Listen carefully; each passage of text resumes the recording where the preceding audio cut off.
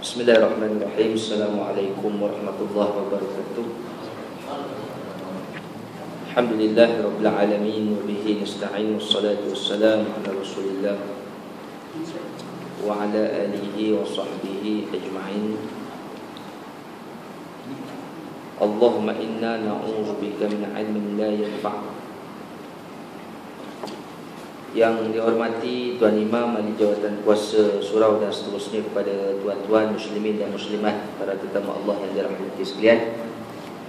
Alhamdulillah, pertama dan selamanya kita panjatkan syukur kita kepada Allah Subhanahu wa taala. Malam ni kita diberi lagi dan kesempatan dari Allah taala untuk bertemu, dan masih lagi Allah taala berikan nikmat kesihatan dan keinginan untuk terus kita mengikuti majlis ilmu pada malam ni. Dan insya-Allah macam biasa kita akan sambung kitab pengajian kita, kitab Sayyidus Salikin. Dan masih lagi kita membincangkan berkaitan dengan bab awal ni, bab berkaitan dengan kelebihan ilmu yang bermanfaat. Dan sekiranya tuan-tuan muslimin dan muslimat ada pertanyaan atau soalan yang nak diajukan, saya bagi nombor telefon ni untuk tuan-tuan SMS ataupun tuan-tuan WhatsApp. Kalau ada pertanyaan segan nak bertanya pakai mulut, boleh SMS atau WhatsApp. Macam orang perempuan kat belakang tu mungkin nak bertanya, tapi payahlah, jerit jadi elah pula orang. Jadi kita bagi kelonggaran nak bertanya tu. Tak kisahlah sama ada tengah-tengah kuliah tu nak bertanya ke apa ke, boleh SMS atau WhatsApp pada nombor 013 311 4619. Boleh. 013 311 4619. Nombor tu bukan nombor saya. Kalau jawapan sampai kepada tuan-tuan perempuan lepas kuliah, kalau sesat, tuan-tuan tanggung sendiri. Sebab orang tu nombor orang lain, bukan nombor saya. Ni nombor jawatan kuasa surau ni, salah seorang lah. Tak nak bagi tahu lah macam mana, kerana nampak muda kerang dia berkenan pula. Jadi kita bagi tahu nombor tu khusus untuk soal jawab saja. Tu nak memudahkan tuan-tuan kalau nak bertanya ataupun nak nak mengungkap apa-apa masalah, bukan semestinya bab yang kita belajar ni, termasuk apa-apa bab sekalipun, insya-Allah saya cuba bantu setakat mana yang saya mampu. Nabi sallallahu alaihi wasallam bersabda, "Fadl alim al-'abid kafasli ala adna rajulin min ashabi." Nabi sebut kelebihan orang yang alim dengan orang yang abid. Orang abid ni maksudnya ahli ibadah. Beza orang yang berilmu dengan orang yang beribadah kepada Allah Subhanahu wa taala. Ibadah ni seperti kelebihanku ke atas sekurang-kurang di kalangan sahabat aku. Maknanya ada perbezaan di antara orang yang alim dengan ahli ibadah ni. Dari sudutnya kedudukan orang yang berilmu ini lebih tinggi berbanding kedudukan orang yang ahli ibadah ni. Dan yang dimaksudkan dengan orang alim itu iaitu orang yang mengetahui ilmu tarikat dan juga ilmu hakikat. Ni dah cerita berkaitan dengan tasawuf. Di peringkat awal dulu saya dah bincang dah. Saya dah bagi tahu dah dalam kitab kita ni.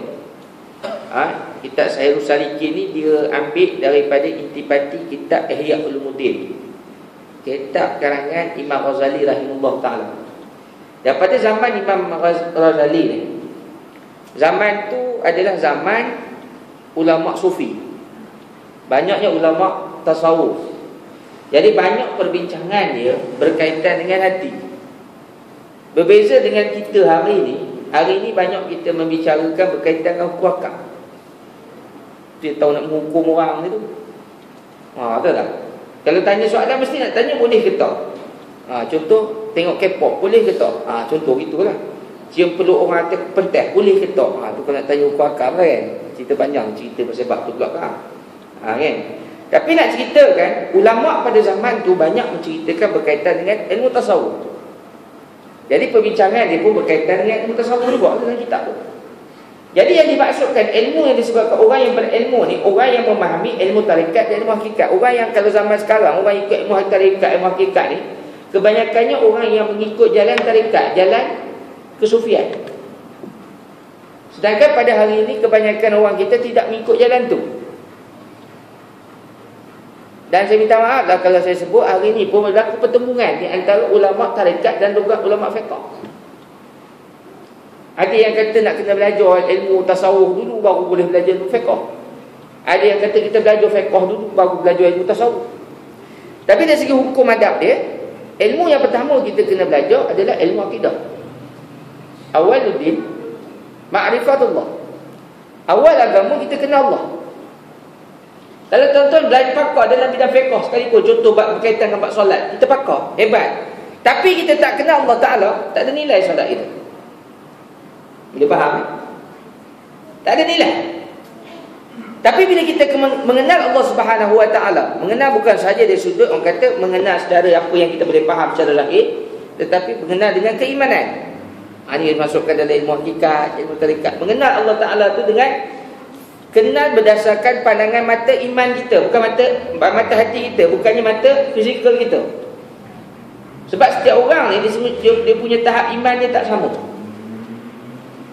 Macam mana dia kenal Allah pun tak sama.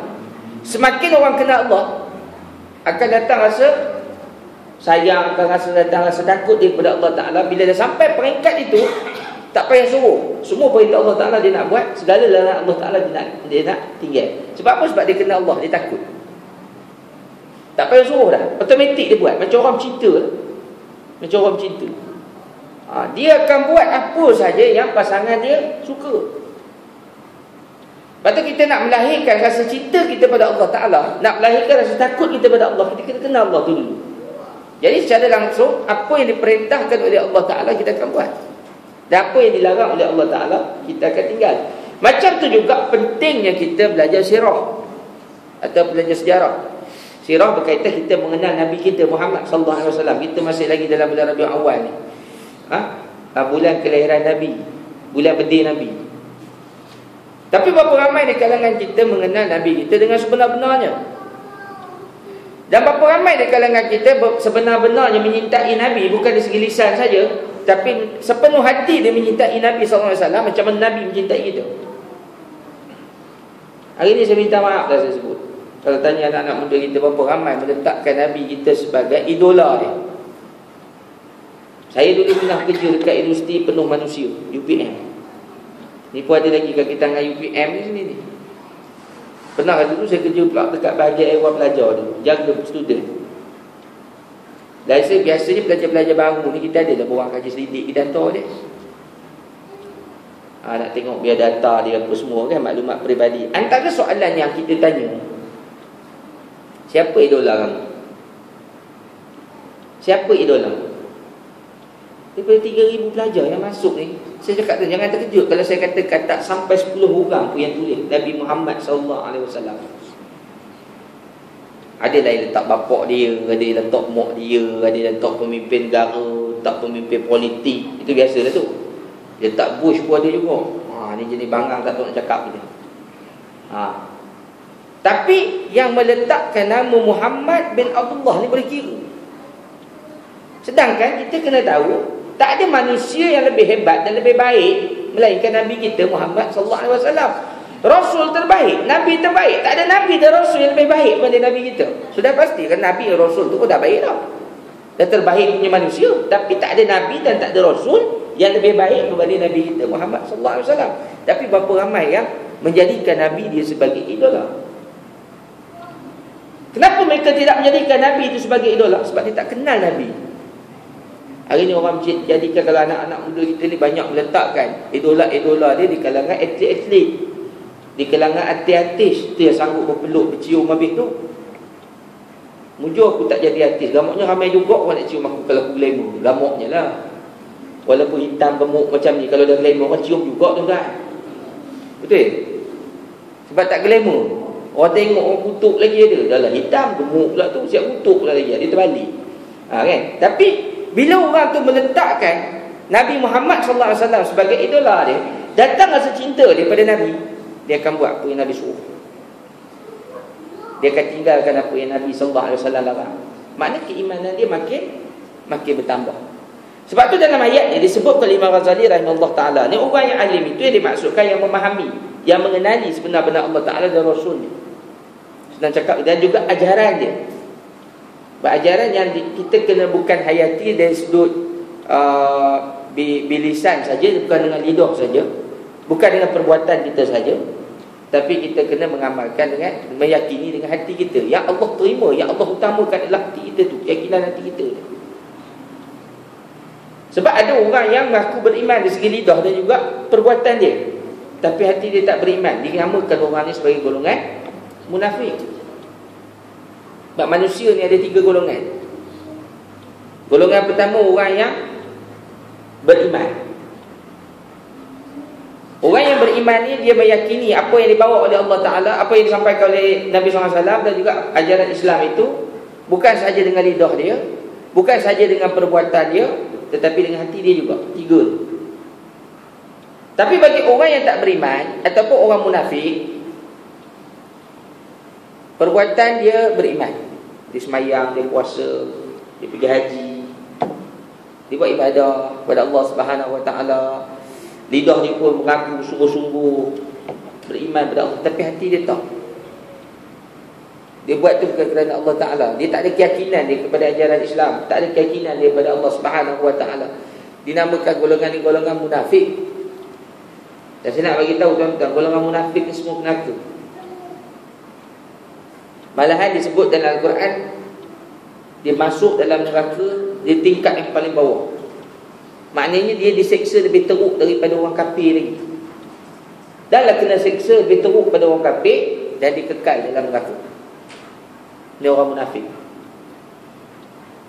Kadang-kadang kita nak tuduh orang munafik ni dengan senang-senang. Siapa kita nak label orang munafik dan sebagainya. Oh, dia ni lawan ni tak. Kita jangan samakan. Kepahaman dia mungkin tak sama macam kita, ilmu dia mungkin tak sama macam kita. Sebab tu dia tak sampai tahap untuk menerima, orang kata secara keseluruhan. Tanggungjawab kita yang faham menyampaikan ilmu tu, sama ada bentuk teguran, nasihat, ataupun disebut penyampaian ilmu itu sendiri, supaya sampai maklumat ataupun dakwah kepada dia, dan akhirnya dia beriman kepada Allah Subhanahu Wa Taala. Itu yang kita kena buat. Bukan kita hukum. Bila kita hukum dia akan bawa bukan setakat dia sampai ke generasi dia. Munafik ni bukan satu tuduhan ringan, tuduhan berat. Oh, ni lah anak kepada si munafik tu. Nampak sampai anak dia pun kena. Datuk dia dulu munafik, sampai cucu dia pun kena. Jadi kadang-kadang kita kena jaga benda-benda yang macam ni. Kita kena jaga. Dan golongan ketiga disebut golongan kafir. Perbuatan dia, lisan dia, hati dia tak beriman langsung. Itu senang orang kafir ni senang. Tapi tak ada. Dan semua orang kafir akan kena neraka. Tak ada seorang pun orang kafir masuk syurga. Semua orang munafik masuk neraka.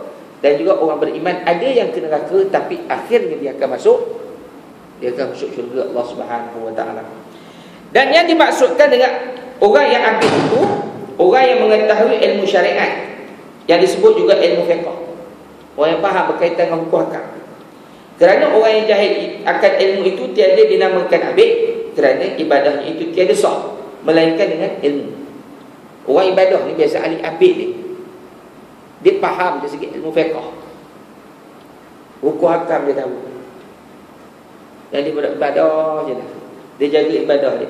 Sebab kalau orang jahil, dia tak akan melaksanakan ibadah, sebab dia tak tahu apa kena semayang ke, bila puasa kena, bila Ramadan kena puasa. Kalau orang jahil mana dia tahu. Macam beberapa tahun sudah, masa adalah rombongan kami pergi Islamkan orang yang baru masuk Islam kat Sabah. Kebetulan saya tak masuk bulan tu, dah diislamkan baru saya pergi. Islamkan. Seminggu lepas tu kawan seorang kata, yelah kat orang Sabah, kawasan pedalaman ni, dia biasa macam rumah panjang tu, bawah tu dia bela babi, ternak babi. Tahu tak? Siapa orang Sabah ni tahu lah. Pernah pergi Sabah. Jadi ustaz ni tegur, ni binatang ni dah tak boleh bela dah ni. Dia kata dah jadi orang Islam tak boleh bela dah binatang ni. Jadi kena clearkan semua. Minggu depan kita orang datang balik, tak nak tengok dah binatang ni. Baik ustaz. Jadi seminggu lepas tu datang, tengok, memang clear betul. Alhamdulillah. Kamu buang ke mana semua binatang-binatang? Ustaz suruh clear, kami makan semua ustaz, buat kenduri dia. Jadi dia faham lain tak? Contoh dia makan, dah kembang tengkuk ustaz tu kata, tadi aku makan apa, remuk tu kan. Tu jadi cerita lain lah pula. Jadi sebab tu kadang-kadang kita ni, orang yang faham macam tadi, dia tak faham. Jadi bila dia tak faham, macam mana dia nak laksanakan hukum makam itu? Macam mana dia nak laksanakan ibadah kalau dia tak tahu? Tapi ahli ibadah ni, dia mesti tahu hukum dulu. Macam semayang, tuan-tuan tahu bila waktu semayang, apa syarat sah semayang, apa bacaan semayang, tahu baru kita buat. Kalau tak tahu, macam mana kita nak buat? Sebab tu dalam bekal ahli ibadah ni, dia kena faham dulu berkaitan dengan ilmu fiqh. Dan telah maklum bahawasanya ilmu tarikat dan ilmu hakikat itu lebih tinggi darjatnya daripada ilmu fiqh. Saya sebut tadi, ilmu mengenal Allah Ta'ala dan juga mengenal Rasul itu lebih tinggi daripada kita belajar ilmu fiqh itu sendiri. Sebab tu turutan dia tadi, kita kena kenal Allah Ta'ala dulu, kenal Nabi.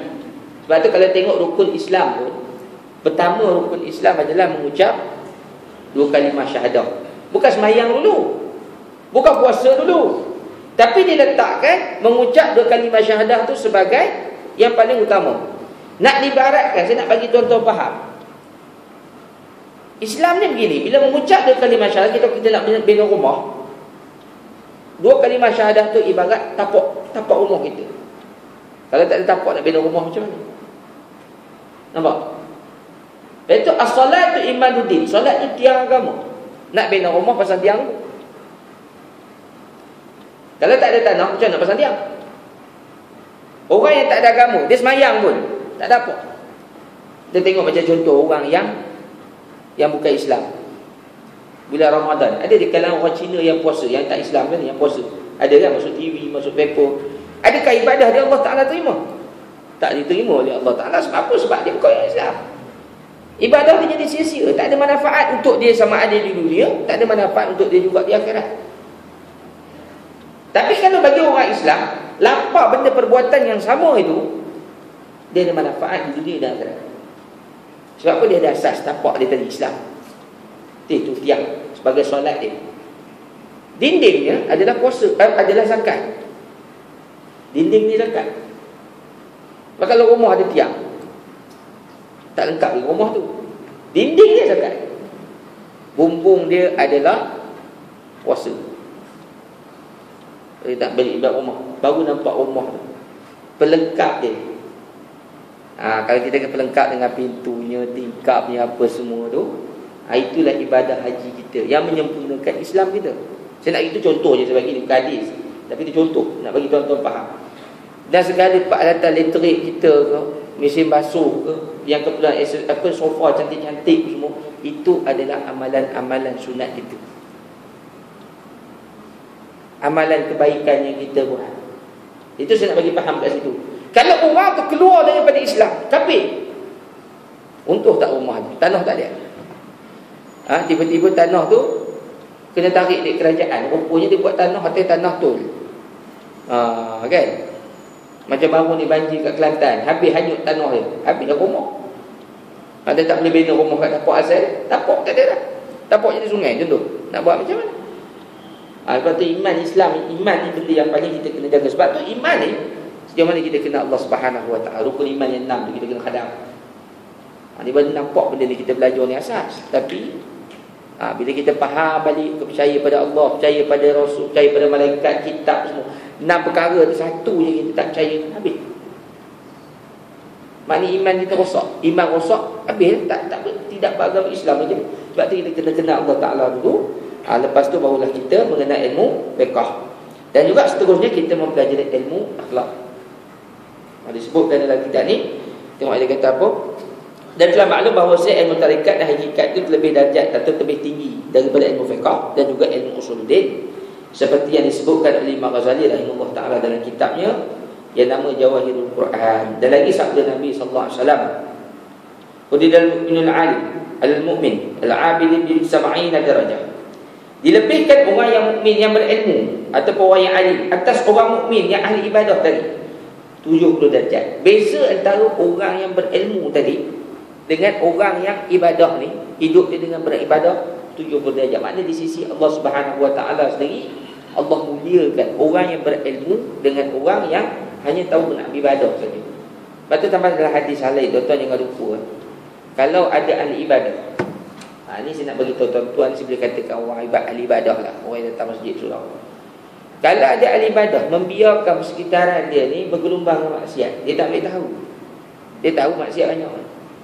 Lantak lah, itu bukan anak aku. Lantak lah, itu bukannya aku tahu diri aku.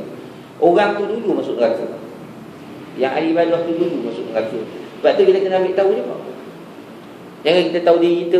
Dia nampak kejahilan, nampak kemungkaran, kita tak cegah, kita tak tegur. Dan benda itu akan menyebabkan kita juga masuk dekat Allah Subhanahu Wa Taala. Dan lagi sabda Nabi SAW yang maknanya, antara orang yang berilmu ataupun alim dengan ahli ibadah itu 100 darjat. Ini bagi hadis yang lain. Dan tiap-tiap 2 darjat. Perjalanan kuda yang amat pantas kira-kira 70 tahun. Beza orang ahli ibadah dengan orang yang berilmu. Kita sedang ulama' senang sebut. Macam 100 darjat. Dan setiap darjat itu, setiap 2 darjat, seolah-olah orang tu kalau naik kuda 70 tahun.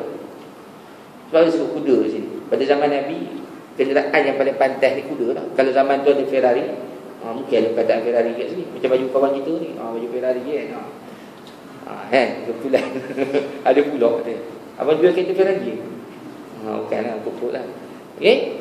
Nak ceritakan kemuliaan, beza jarak antara ahli ibadah dengan juga orang yang berilmu. Dan lagi sabda Nabi SAW, Allah Ta'ala akan membangkitkan akan segala orang yang ahli ibadah ataupun abid pada hari kiamat nanti. Kemudian Allah bangkitkan akan segala ulama masa pada yaumul mizan nanti ataupun yaumul masyar nanti.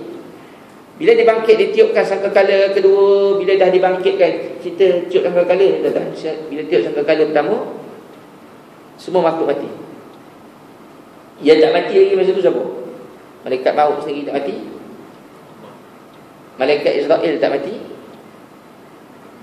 Malaikat Israel lah. Malaikat maut, malaikat Israfil yang tiup sangkakala tadi tak mati. Lepas tu malaikat yang menanggung arasy Allah Subhanahu Wa Taala. Malaikat yang menanggung arasy Allah Subhanahu Wa Taala, dia tak mati. Dan ada satu riwayat kata malaikat Jibril pun masa tu tak mati. Lepas tu Allah perintahkan malaikat maut cabut semua nyawa malaikat-malaikat dia. Lepas tu tinggal Allah Ta'ala dengan malaikat maut saja yang tak mati. Lepas tu Allah perintahkan malaikat maut cabut nyawa dia sendiri. Bila cerita cabut nyawa sendiri ni dia tak sanggup. Habis seluruh penduduk dunia ke sana ke sini, dia pergi dia ceritakan, dia tak sanggup. Akhirnya dia menghadap Allah Subhanahu Wa Taala. Dia kata, aku tak mampu nak cabut nyawa aku sendiri sebab sakit sangat. Baru dia tahu pun sakit lagi. Masa tu dia menangis. Masa tu dia rasa bersalah. Dia bersalah tu ada sebab apa? Dia memikirkan macam mana dia mencabut nyawa kekasih-kekasih Allah, iaitu para Nabi dan Rasul. Sedangkan dari segi kekuatan dia dengan manusia, dia kata dia ni jauh lebih hebat daripada manusia. Tapi macam mana makhluk yang dia cabutkan nyawa dulu nak menanggung kesakitan, sedangkan dia sendiri tak sanggup nak menanggung kesakitan. Dia minta kepada Allah Ta'ala supaya Allah Ta'ala cabut nyawa dia. Dia tak sanggup. Tapi Allah Ta'ala sebut apa? Kamu kena rasa macam mana yang makhluk aku yang lain rasa. Sakarat tu dia kena rasa. Akhirnya dia cabut nyawa dia.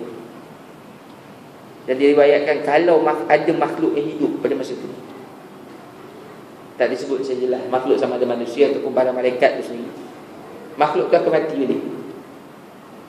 Sebab ngerinya dengan jeritan dia.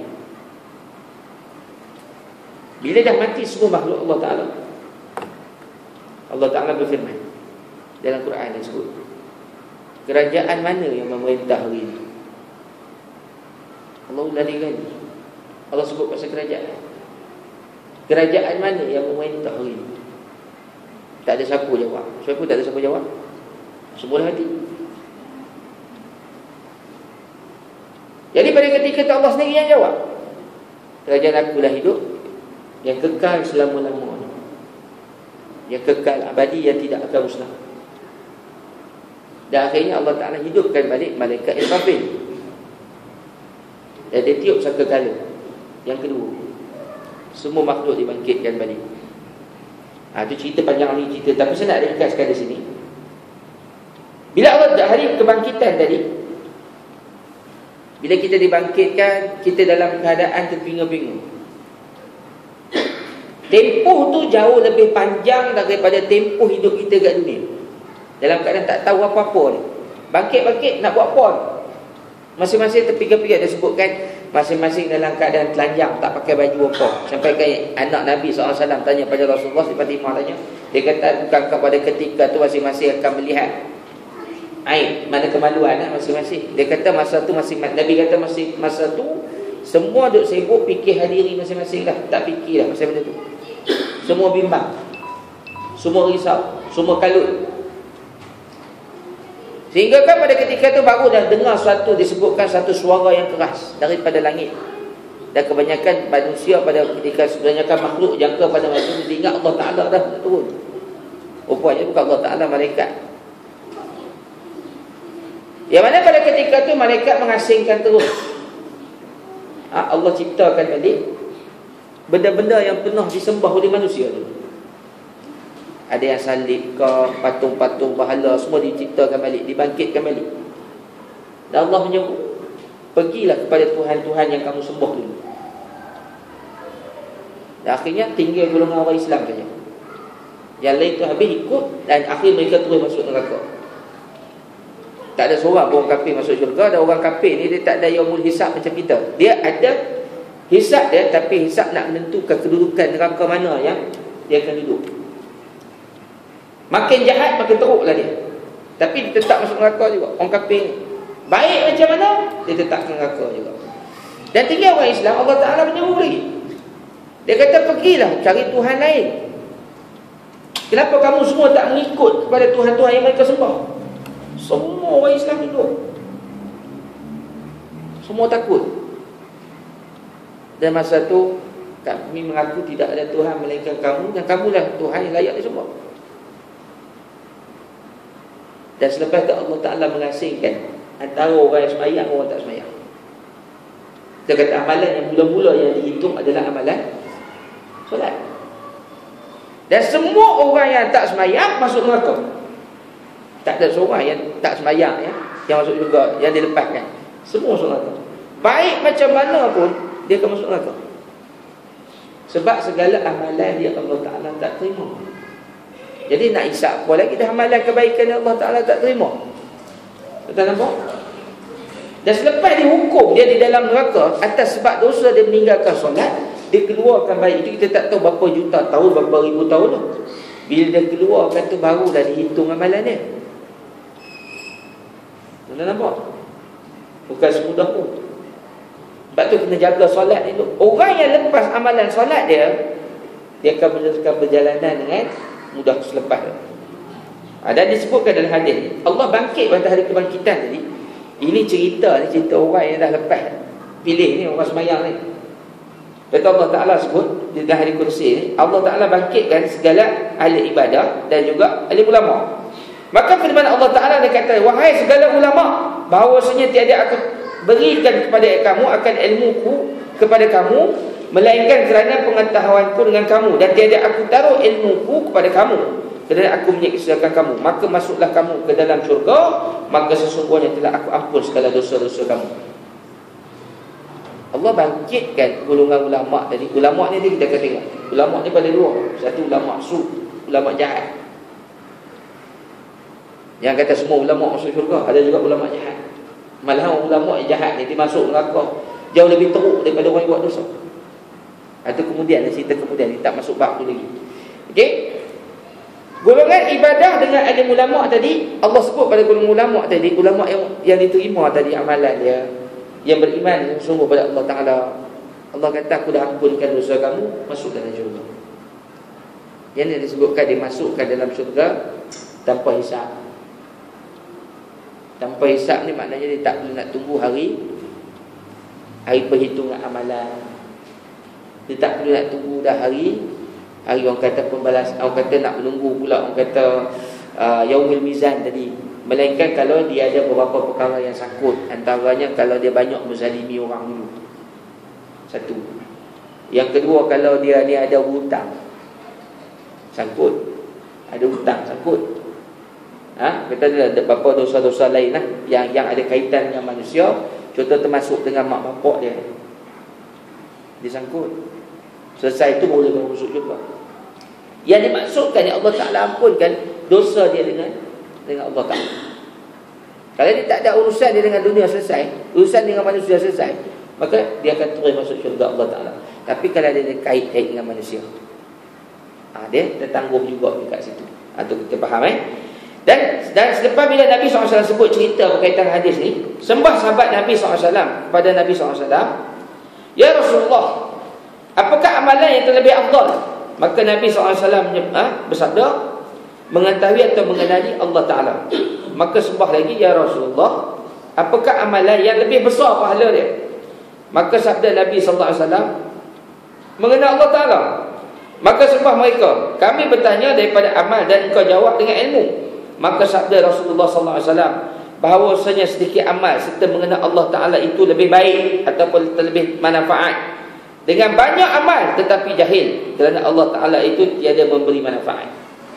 Nampak tak beza dia? Sahabat tanya, mana lebih afdal dalam kalau kita nak amalan yang paling baik?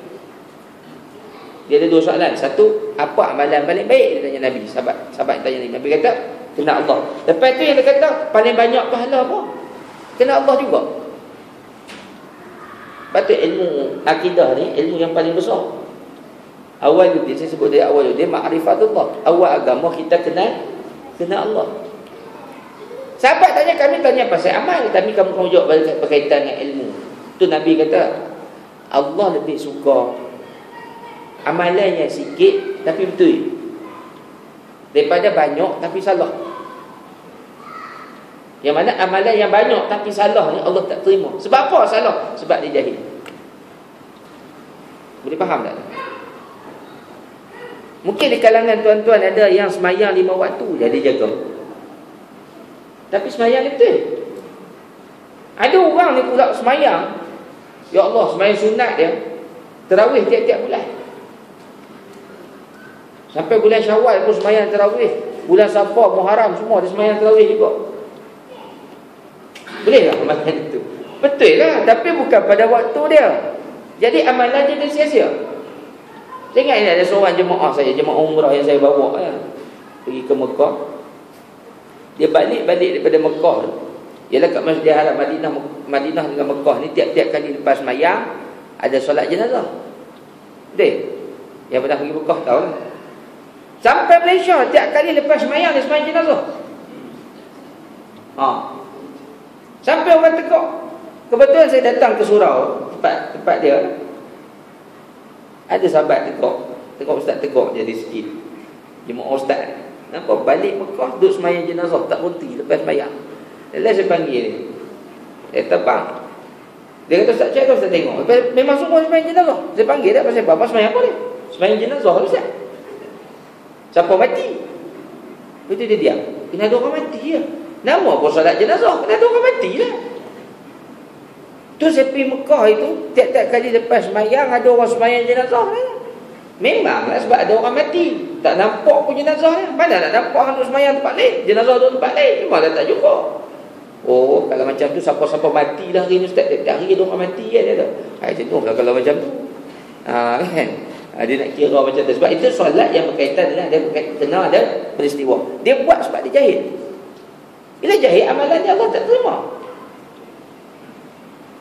Kadang-kadang amalan ibadah yang dia buat dalam keadaan kejahilan, dia bukan mendatangkan pahala tapi mendatangkan dosa. Contoh, dia nak puasa pada hari raya. Boleh puasa pada hari raya? Boleh ke tak? Tak boleh. Kalau dia puasa juga pada hari raya, bukan dapat pahala, dia dapat dosa. Sebab hari itu hari diharamkan kita berpuasa. Dia contoh orang yang buat ibadah haji atau ibadah umrah, terikat dengan perkara wajib haji, terikat dengan perkara-perkara larangan haji dengan ihram. Walaupun peringkat awal dia boleh buat, tapi bila dia berada di dalam ihram, dia tak boleh buat. Ada beberapa perkara yang asalnya halal tapi jadi haram untuk dia buat pada ketika tu. Contohnya potong rambut, tak boleh. Dia nak potong juga, boleh potong, tapi dosa. Bukan sekadar berdosa, tapi dikenakan denda lagi, dam. Itu kita kena faham kat situ. Okey. Dan hasil daripada perkataan Imam Ghazali rahimahullah taala dalam kitabnya bernama Jawahirul Quran, bahawasanya ilmu tarikat dan ilmu suluk itu dinamakan ilmu tasawuf, lebih tinggi dan lebih mulia daripada ilmu fiqh. dan ilmu kalam iaitu ilmu usuluddin. Dan lebih tinggi mulia pada segala ilmu itu ilmu ma'rifatu billah, dan dinamakan ilmu hakikat. Ini cerita ni pasal kita tasawuf tadi. Senang saya nak bagi tuan-tuan faham, tak nak cerita ni beli bahasa-bahasa lama ni. Dan turutan kalau ikut kita sebagai orang awam, ilmu akidah belajar. Yang kedua ilmu fiqh ataupun disebut sebagai ilmu syariat. Dan yang ketiga disebut ilmu akhlak ataupun disebut sebagai ilmu tasawuf. Ni peringkat ilmu yang kita kena belajar. Jangan mental rendah terus belajar ilmu tasawuf, ilmu fiqh tak belajar. Tu yang jadi masalah tu, gila isim tu. Dan lain dia kata aku tak payah semayang dah, sebab apa, wirid aku dah 1 juta. Ada tak? Ada aku. Ataupun dia jahil, dia ambil ilmu tak habis, ni masalah lah. Dia pergi umrah, ada ustaz tu duk ceramah. Dia kata kita buat ibadah kat Masjidil Haram, pahala dia 100,000 kali ganda lebih baik daripada masjid-masjid lain. Kalau kita sedekah 1 rial, ibarat macam seolah-olah kita sedekah 100,000 rial. Kalau kita sekali waktu kita semayang dekat Masjidil Haram berjamaah, seolah-olah kita dah semayang 100,000 kali kali ganda, atau 100,000 kali semayang berjamaah ke tempat lain. Dia ambil ilmu setakat tu je. Dia balik-balik, aku pergi sana seminggu, Zuhur 7 kali 100,000, 700,000. Mak-mak dah berapa tahun tak payah semayang ni dah. Dia fikir macam tu lah. Jenuh lah kalau macam tu. Semayang dia tak kena semayang. Yang itu dari segi ganjaran pahala dia. Sebab ni apa? Dia tak faham dari segi ilmu tu. Sebab tu penting kita buat soal jawab dan sebagainya. Sebab tu orang kata ilmu ni, bila kita dah kenal Allah, automatik ilmu tauhid ni, ilmu akidah dia sebut tadi, ilmu yang paling tinggi dia sebut ni. Ilmu kita kenal Allah, kita kenal Rasul. Sampai bila kewajipan ni selesai untuk kita? Selagi mana kita tak datang rasa takut pada Allah, makna kewajipan menuntut ilmu kita pada dalam ilmu akidah tadi belum terangkat. Yang mana kita sebenarnya tak ada, ataupun kewajipan kita menuntut ilmu tu masih belum terangkat sebab kita tak kenal Allah. Orang ada PhD sekalipun, kalau dia tak ada datang rasa takut daripada Allah, maknanya dia tak kenal Allah Ta'ala lagi sebenarnya. Ilmu tu tak memberi nur, petunjuk pada dia. Sebab tu berapa ramai di kalangan manusia hari ni yang ada kelulusan yang baik, pendidikan yang baik, tapi dia ni yang paling jahat, dia penyangok dan sebagainya. Sebab apa? Sebab ilmu tu tak membantu dia. Ilmu yang kedua disebut ilmu syariat, berkaitan dengan hukum agama. Yang kita belajar bab solat, puasa, haji, zakat, tu baru salah satu cabang ni namakan fiqh ibadah. Ada fiqh lain yang kita kena belajar. Fiqh ekonomi kita kena belajar, fiqh siasah, fiqh politik kita kena belajar, fiqh muamalah kita kena belajar. Bukan boleh main-main gitu kan. Macam contoh tuan-tuan, fiqh ekonomi muamalah ni, contoh tuan-tuan nak melaburkan duit tuan-tuan, kita fikir soal halal haram, bukan main boleh main labur gitu kan. Bila dapat keuntungan, hasil kita daripada sumber yang haram, tempat kita neraka. Walaupun duit yang kita dapat tu sama. Kita menyimpan duit dalam tabung haji dapat 8% dividen setahun. Simpan dengan ASB 8% juga faedah dia setahun. Jumlah duit sama. Tapi satu bawa ke neraka, satu lagi bawa ke syurga. Tuan-tuan kena faham tu. Sebab apa? Sebab pelaburan itu ke mana? Kita kena cek. Kalau pelaburan kita tu pada tempat-tempat yang haram, hasil yang kita dapat tu haram. Kalau pelaburan tu pada tempat yang halal, maknanya Allah kata insya-Allah hasil kita juga halal. Darah daging jadi sumber yang haram, neraka tempatnya. Kenapa jadi orang yang tak kisah? Jadi untung sudah. Sebab dia tak belajar tadi, yang menyebabkan dia boleh masuk neraka Allah Subhanahu Wa Taala. Okey. Dan yang ketiga disebutkan sebagai ilmu akhlak tadi, ataupun ilmu tasawuf saya sebut tadi. Ilmu nak memperbaiki hati kita. Macam mana nak jadikan diri kita ni seorang yang mungkin sebelum ni seorang yang pemarah jadi orang yang sabar, seorang yang sebelum leka jadi orang yang khusyuk, seorang yang kata sebelum ni seorang yang sombong takbur jadi orang yang zuhud, seorang yang riak takbur jadikan diri kita ni hati yang tunduk kepada Allah Subhanahu Wa Taala. Benda ni kita belajar. Macam contoh saya nak bagi senang cerita berkaitan dengan tiga-tiga ilmu ni tadi. Kita kenal Allah dalam belajar dan kita akidah. Bila dah kenal, datang rasa takut kita pada Allah, datang sayang kita pada Nabi, Jadi sayang kita nak buat apa yang Nabi suruh, sebab sayang kita pada Nabi. Takut pada Allah Ta'ala, kita buat apa yang Allah Ta'ala perintah, tinggal yang dia larang. Kita ambil satu perintah Allah Ta'ala. Allah sebut aqimus solat, dirikanlah solat. Nak belajar solat ni tak jumpa dalam kitab akidah. Kita kena belajar dalam kitab fiqh. Macam mana cara solat, apa bacaan dia, apa rukun dia, perkara yang membatalkan solat, apa yang perkara yang boleh dapatkan pahala lebih dalam solat, perkara makruh dalam solat. Kita belajar habis dah bacaan-bacaan dalam solat. Adakah itu jaminan solat kita Allah Ta'ala terima? Belum lagi. Walaupun secara zahirnya perbuatan kita, bacaan kita cukup baik, belum tentu lagi solat kita Allah Ta'ala terima kalau tak ada khusyuk. Hati kita tak ikhlas, hati kita tak bersih. Kita semayang bukan kerana Allah, kita semayang kerana makhluk.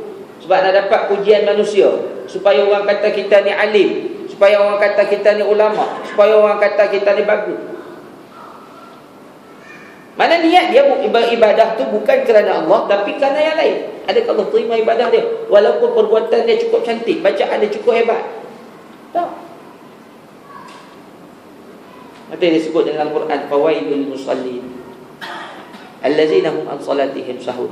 Neraka wil bagi orang yang sembahyang. Yang ni orang yang lalai dalam sembahyang dia. Mana orang yang sembahyang pun tak ada jaminan lagi masuk syurga. Orang yang sembahyang pun tak ada jaminan lagi lepas pada neraka. Dan belum tentu orang yang sembahyang Allah terima. Berapa ramai di kalangan kita bimbang solat dia Allah Ta'ala tak terima. Kalau tak terima masuk neraka. Jadi kenapa masuk neraka? Sebab lalai. Semayang tak khusyuk, semayang tak betul. Jadi kena belajar macam mana cara nak khusyukkan hati kita, nak tundukkan hati kita waktu ketika kita semayang, supaya semayang kita ni sentiasa ingat Allah, tak leka. Supaya semayang kita ni lebih fokus pada mengingati Allah, kita tak leka. Tuan-tuan sendiri saya nak bagi faham, kalau kita tengah sembang orang main WhatsApp, kita pun marah. Betul tak? Kita duduk nasihat anak kita, duduk depan, kita nasihat anak kita duduk main game, marah. Aku cakap aku main game pula, cakap je lah, dengar ayah dengar, tapi dia main game, kita marah, mesti marah. Di tengah semayang kita fikir benda lain, Allah mesti marah. Dan cara nak tundukkan hati kita tu, kita kena belajar dalam kitab akhlak. Macam nak semayang, macam mana tip cara nak khusyuk dalam semayang. Contoh daripada awal lagi sebelum kita semayang, nanti kita jumpa lah bab tasawuf, bab solat nanti kita akan jumpa. Antaranya kita kena datangkan 3 perasaan dulu sebelum nak semayang. Kalau tak ada 3 perasaan ni, payah nak khusyuk. Kena ada dulu rasa takut. Yang kedua kena ada rasa hina kita. Takut pada Allah Ta'ala. Takut sebab apa? Banyak. Sebab kita ni banyak buat salah dengan Allah. Kita jumpa bos kita, kalau kita salah, kita takut. Takut solat kita Allah tak terima. Yang kedua hina Allah. Siapa kita nak banding dengan Allah? Nak lahirkan perasaan takut dengan hina ni cuma macam ni. Contoh kita nak jumpa raja, kita tahu kita ni ada salah, raja panggil menghadap, takut tak? Rasa hina tak? Ada rasa takut? Ada rasa hina? Raja panggil, kita pula tahu kita ada buat salah dengan raja, dan kita tahu pula raja tu tahu kita buat salah, mesti takut, hina. Yang kita nak menghadap ni bukan makhluk, tapi raja segala raja.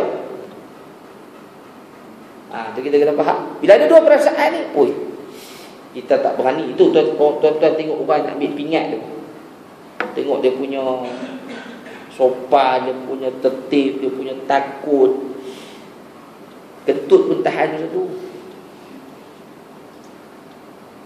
tak punya tegak. Saya ada kawan saya seorang ni, dia nampak datuk berapa tahun sudah. Pagi-pagi telefon lepas main subuh, Ustaz free tak hari ni? Ikut saya pergi istana.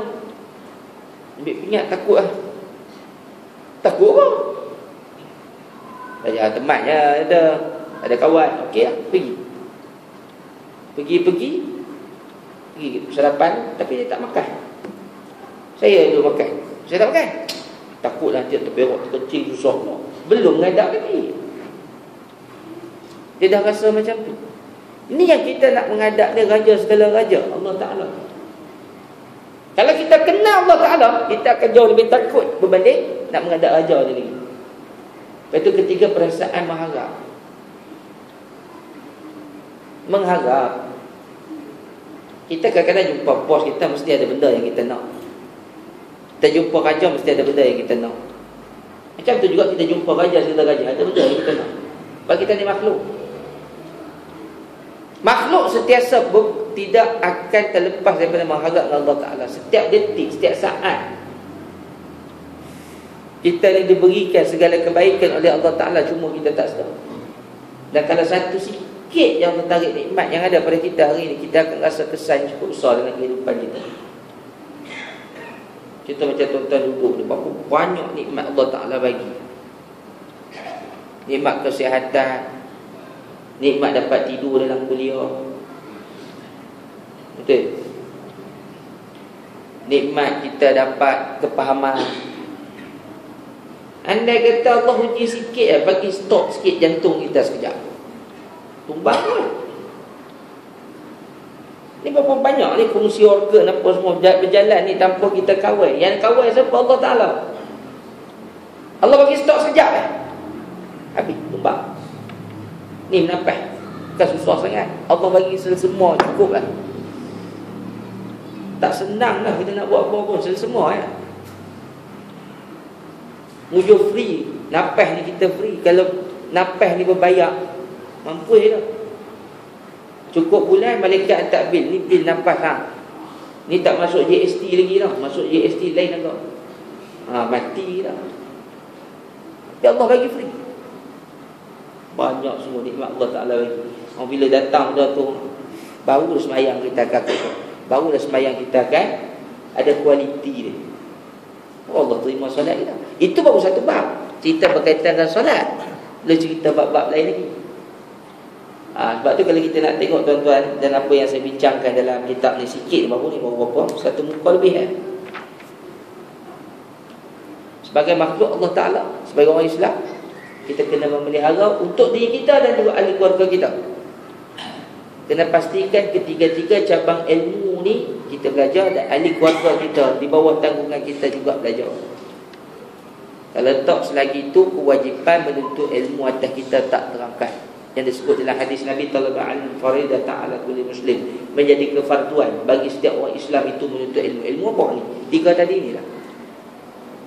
Ada orang PhD sekalipun dalam bidang pertanian ke, PhD dalam bidang accountant ke, dalam bidang kejuruteraan ke, tapi kalau tiga cabang ilmu ni dia tak belajar, kewajipan menuntut ilmu atas dia tak terangkat. Mana dia menanggung dosa.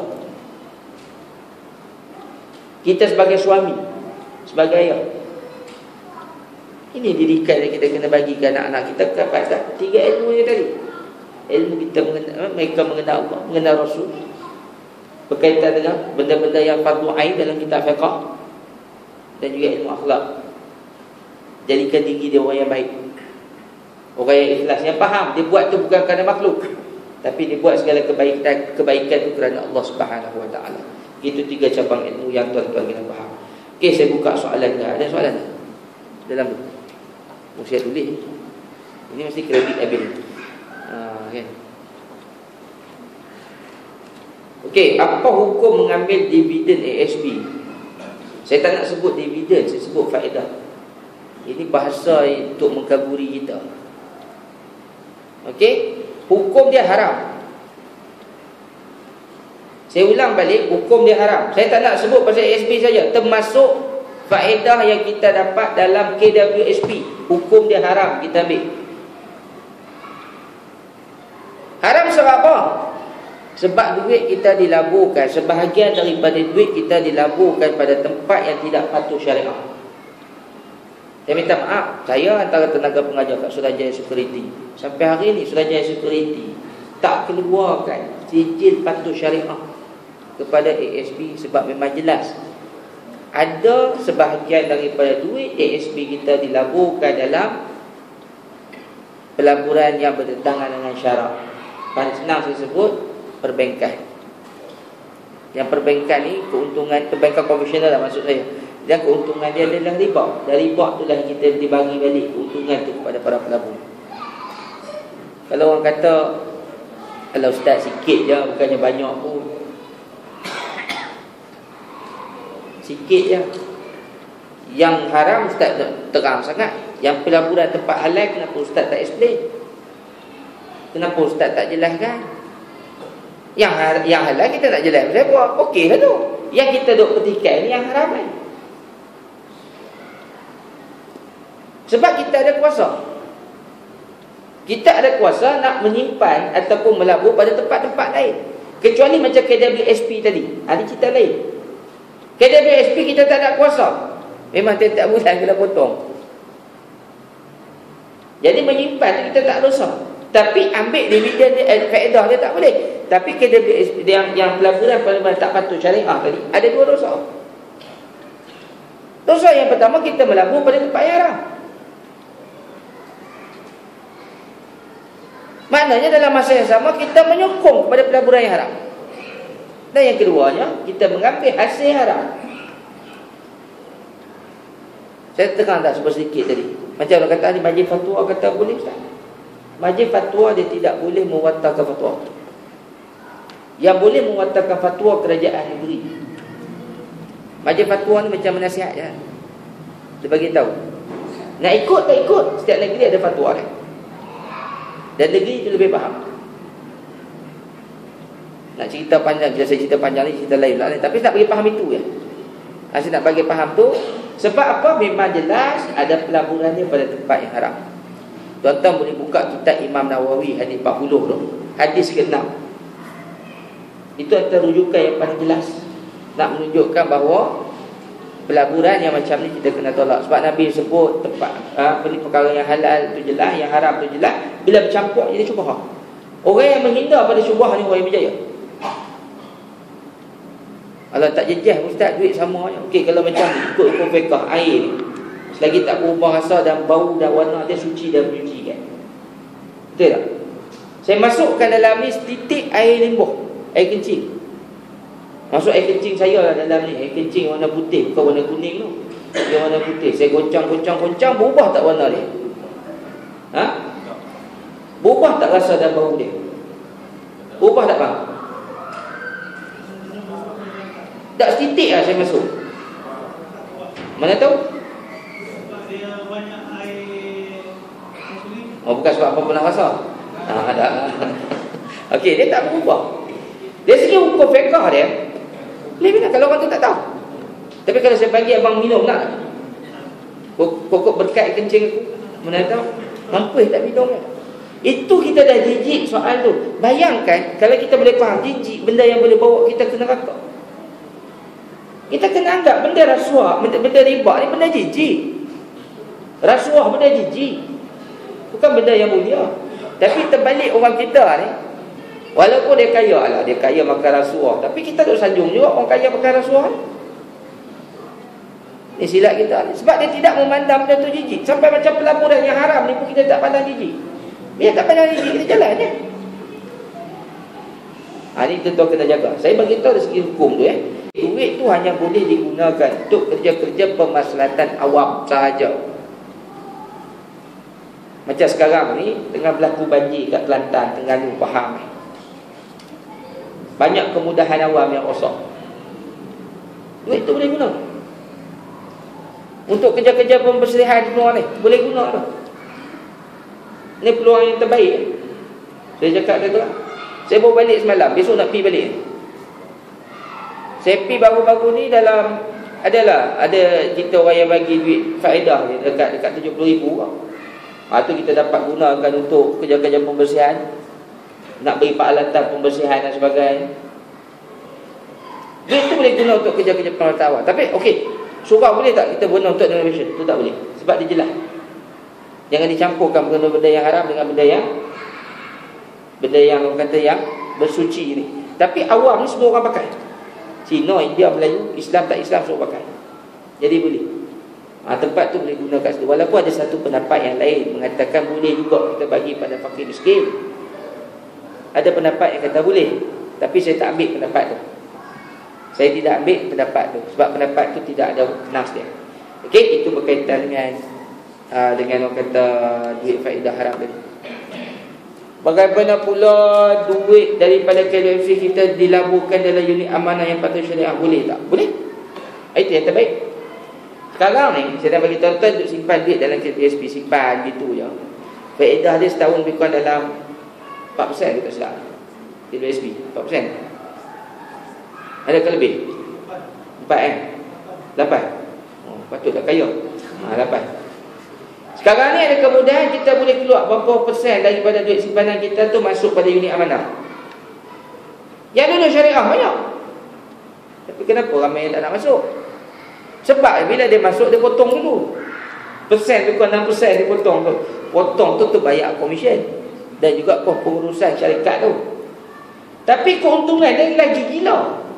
Saya bukan gila, kita masuk jadi gila tau. Saya tak nak sebut, tapi kalau tuan-tuan nak, lepas ni boleh bincang kemudian lah. Lebih bincang kemudian. Saya pun ni antara orang yang masuk dalam tu, dan saya sendiri cakap terang, saya simpan dalam tu minimum 1 tahun 17%. Pernah saya dapat sampai 37% setiap persen setahun. Lagi tinggi.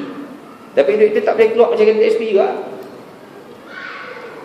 Dia cukup matang, tapi lagi untung. Tapi kenapa orang Melayu kita tak nak berlabur kat situ? Sebab jahil, saya sebut terang lah, kurangnya maklumat kita lah kepada kata pelaburan-pelaburan ni. Macam saya cakap terang, saya sendiri mengaku, kalau nak kata dulu saya nak kata hidup senang tu tak. Kadang-kadang orang tanya, ustaz ni ada ni duit, boleh pergi ke sana, boleh pergi ke sini. Tu cara menguruskan kewangan kita kena bijak. Ni dia tiap bulan hujung tahun semua nak joli tak ada simpanan, semua mati. Duit yang macam WSP kita tu, yang tak boleh kita usik, nak keluar pun tak boleh. Tukar akaun je, pindah kan pada pelaburan, dan pelaburan tu pula dulu syariah. Saya tak nak sebut kat sini, saja orang kata kempen lah. Kalau ada syarikat tu bayar royalty, nak juga kempen. Kan? Jadi kita nak bagi tahu ni ada. Jadi tuan-tuan kena cari. Tapi kalau malas nak cari, rujuk saya kemudian. Nanti saya bagi tahu secara detail. Macam ada juga masjid-masjid. Dia kata tak puas hati, Ustaz cakap terang lah. Nak terang, kita ambil satu slot lain. Nak bagi faham tuan-tuan sikit pelaburan macam mana kita nak cek pelaburan yang dulu syariah, macam mana cara-cara dia apa semua. Sebab benda ni melibatkan benda yang kita nak makan, berkaitan dengan halal haram. Jadi benda ni kita jangan main-main. Okey, ya. Dividen tu kalau kita bayar hutang boleh? Dividen tidak boleh. Tak boleh. Sebab dia haram. Macam kita macam ni, kita curi duit orang. Duit curi nak bayar hutang, boleh tak? Tak boleh. Sebab duit tu memang duit haram dah. Kalau hutang orang kafir, duit haram dah. Kita tidak boleh bersihkan. Macam contoh dia mencuri, dia nak bersihkan duit curi dia bayar zakat. Tak boleh. Termasuk nak bayar hutang, tak boleh. Sebab duit tu sendiri daripada hasil haram. Menggunakan dia pun berdosa. Tu kita kena faham. Walaupun saya tak nafikan, ada setengah pendapat yang kata boleh, tapi saya tak berpegang pada pendapat tu. Sebab dia tak ada nas dia membenarkan ataupun kita nak menutup satu benda dengan benda yang haram. Maknanya matlamat menghalalkan cara, tak boleh. duit haram kepada orang kafir tak boleh? Duit haram bagi orang kafir tak ada masalah. Duit haram, kita ada hutang tapi hutang dengan orang kafir, Tak boleh. Tak boleh. Itu clear. Itu tak boleh. Okey? Jangan kita nak menghalang. Macam contoh lah macam ni. Kadang-kadang ada orang mencuri lembu. Dia takut lembu tu haram, dia sembelih dulu. Faham tak? Orang curi lembu, dia nak jual daging lembu ni, nak dapat duit. Kena sembelih dulu, nanti lembu ni haram, dia kata. Dia jual tu tetap haram juga, walaupun dia sembelih. Sebab apa? Lembu tu lembu curi. Macam tadi juga, dia nak bayar hutang. Dia bayar hutang dengan duit yang haram. Hutang tu selesai, dari segi hukum. Tapi hukum yang lain pula datang pada kita. Dosa tu akan jadi berganda. Silap-silap siksaannya jauh lebih teruk lagi. Sebab hutang ni dia tidak memasukkan orang tu dalam neraka, cuma dia tergantung. Tapi bila kita buat dosa ke neraka, boleh faham tak? Orang berhutang, dia tak ada dosa. Dia dah tak ada dosa. Contoh, Allah dah ampunkan dosa dia, tapi dia ada hutang. Bila dia ada hutang, dia tak boleh masuk syurga selagi mana hutang dia tak diselesaikan. Dia kena berurusan dengan orang yang dia pernah hutang dulu. Kalau orang yang pernah hutang dulu tu mengampunkan ataupun menyelesaikan hutang dia, baru dia boleh masuk syurga. Buat kita kata, okey, aku boleh selesaikan hutang aku, tapi hang kena ambil dosa aku. Macam mana? Kat sana ada apa ni, maknanya ada soal macam kita dengan orang yang kita anaya, kita boleh minta maaf dengan dia. Dah tak ada masa tu di akhirat nanti. Saya nak bagi tahu, masing-masing nak lepas diri. Orang dah tak peduli, sampai mak bapak pun tak peduli anak pun tak peduli mak bapak dah masa tu. Kita kena ingat, masing-masing nak lepas diri. Sekarang ni hang pernah hinaya aku. Okey, dia tengok aku ni tak layak lagi masuk syurga. Sebab ada bebanan dia apa dosa. Datang pula kawan kita, aku minta maaf kat hang lah, dulu aku ada dosa lah hang. Aku pernah hinaya hang. Jadi macam mana minta alai? Tak ada, anak selesai ambil dosa aku. Boleh minta maaf kat sana. Tak ada lah. Kalau orang tu nak maafkan, tapi masa tu kalau dia tahu itu peluang nak lepas pada neraka, takkan dia nak maaf. Tapi boleh minta maaf kat sana boleh. Kalau abang boleh buat macam tu, okey tu. Masing-masing individu mana saya tahu. Kalau orang pasal kat sana ni semua nak lepas diri. Okey, orang yang dah masuk syurga ni tak apalah, selesai dah. Kalau orang ni dia tengok, dia tak boleh masuk syurga lagi, pahala dah, tapi ada dosa yang boleh menyebabkan dia masuk neraka. Ni bebanan dia. Datang pula orang yang dia pernah naya dulu. Dia cerita lah, bila dia pernah naya orang dulu, pahala dia kena bagi kat orang tu. Sebab tu Nabi sebut, di akhirat nanti, Nabi pernah tanya pada sahabat, tahukah kamu siapa orang yang akan muflis nanti ke akhirat? Sahabat kata orang yang tidak memiliki dirham dan dinar. Nabi kata tak, orang yang paling banyak inaya orang, banyak khianat orang, dia jadi orang yang muflis. Sebab segala amal kebaikan dia kena bayar pada orang yang pernah dia khianat dulu. Kalau pahala dia dah habis, dia kena ambil pula dosa kawan tu. Sebab tu jangan main-main bab naya orang ni. Tambah zaman sekarang ni, tuan-tuan saya minta maaf ni. Ni jahat ni. Jahat aku pakai kau, tapi dia keperluan kan. Okey, kalau dividen tu kita bayar dividen. Macam mana? Macam dividen. Dividen tu halal ke haram? Macam dividen PSB, kita bayar, kita ada beli rumah ke, ada beli kereta. Benda haram tu tak haram. Tak Clear. boleh bayar dividen juga. Sekarang ni bergantung pada iman kita lah. Kadang-kadang orang tu senyap. Saya clear benda riba haram. Tak boleh digunakan, tak boleh jadikan income. Masuk darah daging jadi sumber yang haram. Kecuali kita dah tak boleh elak, itu cerita lain. Saya tak nafikan macam sekarang kita sistem kat Malaysia ni, nak lari daripada riba susah. Tapi usaha ke arah tu kita kena buat. Kalau boleh elak, kita elak dulu. Macam contoh kita nak buat pinjaman, beli kereta ke beli rumah. Siapa yang mampu beli cash kan beli rumah? Ada yang mampu beli cash kat sini? Ada? Nak beli kereta, beli motor pun hutang. Jadi orang terpaksa buat loan. Buat loan pula kena pilih dulu perbankan Islamik yang jauh pada riba ni. Ada yang ikut je konvensional, tiba itu kan tahu dah konvensional ni riba, bantai juga haram, kita dosa. Tapi kalau kita dah usaha, dah bermati-matian kita cuba lari daripada sistem riba, tapi itu je lah yang ada. Yang ada bank Cina, India, Melayu, Bengali, CIMB, yang bukan Islamik. Yang itu, yang konvensional, dia pula luluskan. Kita dah tak ada choice, itu cerita lain. Dia ada kelonggaran dia pula, rosah dia pula. Boleh faham Okey, ni ada soalan kejap. Bolehkah faedah tidak patuh syariah bayar zakat dan anak yatim? Tak boleh. Duit haram tak boleh kita bayar zakat. Duit haram tak boleh kita bayar bagikan sedekah, tak boleh. Zakat tak boleh, sedekah pun tak boleh. Sebab dia tidak sah. Duit curi kita nak zakatkan. Aku baru curi ni. Duit rasuah kita nak zakatkan. Tak boleh. Tidak sah zakat kita. Sebab pendapatan tu sendiri haram.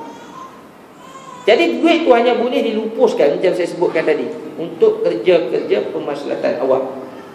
Dan saya nak bagi tahu tuan-tuan, pengalaman saya. Saya terlibat dengan pusat zakat dulu daripada tahun 99, lama. Saya berhenti tahun 2000 lebih lah. Berapa tahun lepas tu saya berhenti. Kebanyakan orang yang jumpa saya ni cerita pasal KWSP ni. Datang nak bayar zakat KWSP, kita tolak tu faedah. Okey, apa kena bayar zakat yang ini? Yang lebih ni, lebih tak boleh. Sebab duit ni duit haram. Tuan-tuan tak percaya, pergi ke pusat zakat mana, saya nak bayar duit untung ASP saya nak bayar duit untung KWSC, mampu mereka tak ambil. Sebab mana boleh ambil? Tak boleh ambil, tak boleh dizakatkan. Duit haram tak boleh dizakatkan. Dan pengalaman saya, bila saya sebut gitu, habis nak buat macam mana ni Ustaz? Saya sebut, duit tu untuk kerja-kerja pemerintah awam. Tahun lepas, ni saya cakap dia terang, ada seorang ahli perniagaan ni, stesen minyak. Orang stesen minyak macam Petronas apa semua ni, dia kena duit dalam ASB, dia kena letak berapa puluh ribu ke ratus ribu. Dia dah simpan, dia dah buat perniagaan tu dah lebih 15 tahun. Tuan-tuan bayangkan, duit dia tak pernah usik, berapa banyak dia dapat. Dia kena simpan dalam 1 juta, tak boleh usik. Berapa banyak dividen dia dapat, beranak. Dan saya sebut macam tu, dia kata tak puas Ustaz, kira tuan-tuan, saya ingat dekat 800 ribu dividen dia. 800 ribu, dia keluarkan satu cek kat saya 200 ribu. 4 lagi ni saya minta amanah kat Ustaz, tolong bagi pada yang lain. Kebetulan masa tu ada perang dekat Palestin, kita bagi kat Palestin 400 ribu daripada tu. Lepas tu 200 ribu ke Syria, 200 ribu kita guna untuk kat Malaysia.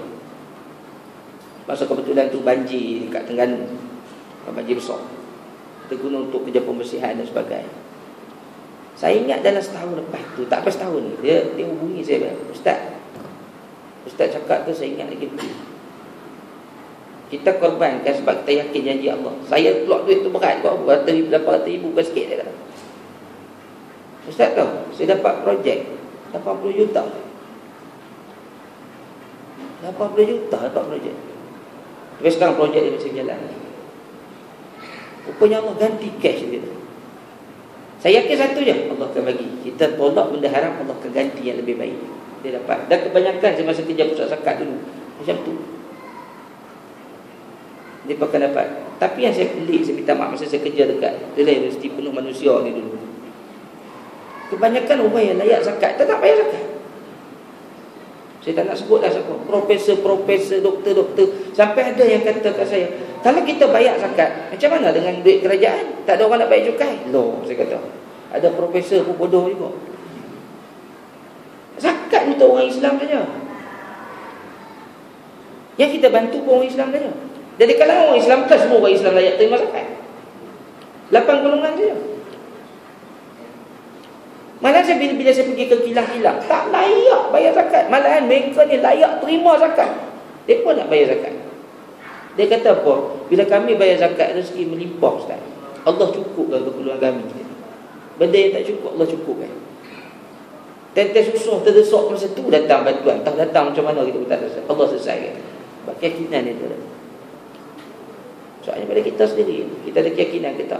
Kalau tuan-tuan rasa sayang, sayang ni, sayang benda yang sementara, kita korban, yakin dan janji Allah, Allah ganti balik. Sedekah. 3 benda, tuan-tuan percayalah cakap saya ni. Kalau tuan-tuan buat, Allah selesaikan masalah kita segera. Pertama, urusan kita dengan Allah, iaitu solat kita jaga. Solat jaga. Yang kedua, tanggungjawab kita pada mak bapak. Maaf saya sebut. Dan tanggungjawab pada mak bapak ni, jangan kita ingat masa mak bapak kita hidup Malahan bila mak bapak kita dah meninggal, tanggungjawab tu lagi kita nak guna, mendoakan dia orang. Kita tak tahu nasib dia dalam kubur, mungkin sedang diazab. Sebab kita kena tahu mak bapak kita bukan maksum. Mana bila bukan maksum, maknanya dia pernah buat dosa masa hidup kat dunia. Sebelum dia meninggal, adakah dosa dia Allah Ta'ala dah ampun? Kita tak tahu. Kalau dia ada dosa, dia masuk dalam liang kubur, tuan-tuan, liang lahat, dalam keadaan dia azab oleh Allah Ta'ala, sebab dia ada dosa. Masa tu siapa boleh tolong dia? Anak dia saja. Tolong macam mana? Doa kaya. Pernah tak kita fikir benda tu? Jangan kita ingat, oh mak bapak kita dah mati, habis dah tanggungjawab kita. Kalau mak bapak kita dah meninggal, dia lagi perlukan pertolongan kita. Sama ada doa dia tu dapat menghapuskan doa kita dapat menghapuskan dosa-dosa dia, dapat hapus dosa dia, selamat dah daripada azab. Dan doa seterusnya, kalau dah diselamatkan daripada azab, akan mengangkat martabat dia. Kita sebagai seorang yang sayang mak bapak, takkan kita tak nak tolong mak bapak kita tadi tu. Kalau Allah dah ampun pun, bantulah dia diletakkan dia di kalangan orang yang lebih mulia. Doa kita akan mengangkat martabat dia. Itu kita kena ingat tu dua. Dan yang ketiga, sedekah. Benda ni akan selamatkan kita dunia dan juga akhirat, insya-Allah. Ada lagi kan ni? Dah nak subuh ni. Tak. Kadang-kadang dia tolong saya, dia tak sayang.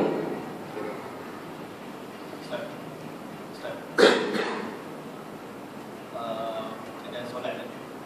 Jadi Ustaz ada begitu khusyuk solat. Kita memang khusyuk solat tu pas ada benda yang sedang lah.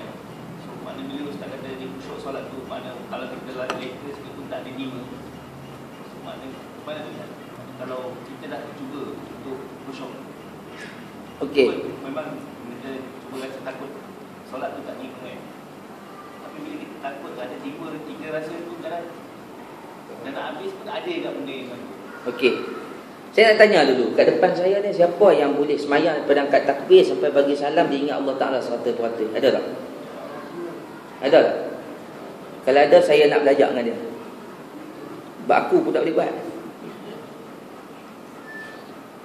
Allah terima setakat mana kita berusaha, bersungguhnya kita untuk ingat dia waktu ketika kita sedang solat. Antaranya persediaan sebelum kita semayang, keselesaan kita dari segi pakaian kita suci bersih, tempat semayang kita elok, kesungguhan kita dah datang sebelum semayang tu, kita dah bayangkan dalam keadaan kita ingat Allah, kita faham apa yang kita baca, terutama surah Fatihah, kita hayati bacaan itu. Mungkin dalam ketika-ketika tu kita lalai juga, sebab Allah Ta'ala ni tahu kita ni manusia, makhluk ni dia tak sempurna.